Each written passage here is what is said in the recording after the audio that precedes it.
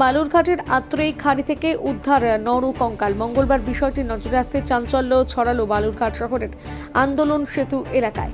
খবর পেয়ে ঘটনাস্থলে আসে বালুরঘাট থানার পুলিশ। পরে পুলিশ এবং নর কঙ্কালটি উদ্ধার হয়, তবে সেটি আসল না নকল তা নিয়ে সন্দেহ রয়েছে।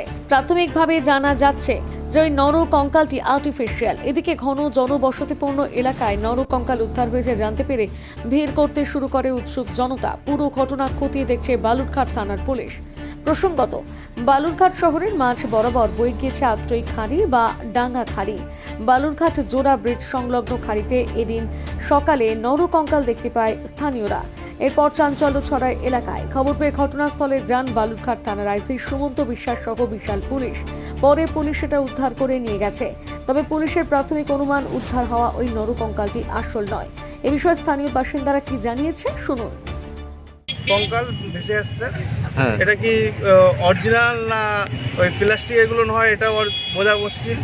এখন পুলিশ প্রশাসন আসছে, এবার দেখুক, এটাকে দেখে তারপরে বোঝা যাবে যে এটা কি।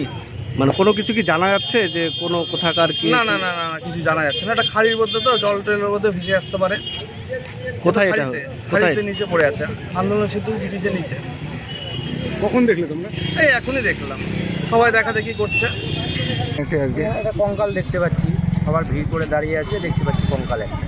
কি মনে হচ্ছে জিনিসটা কি আসলে, কি ওটা কি কতটা কি সত্যি কথা এখন বোঝা যাচ্ছে না যে ওটা আসলে এটা কি, ওটা যে কঙ্কাল না কোনো থার্মোকলের কিছু এটা, কারণ ওটা হাড়টা কিছু নেই, মাংসটা কিছু নেই, এর জন্য বুঝতে পারছি না।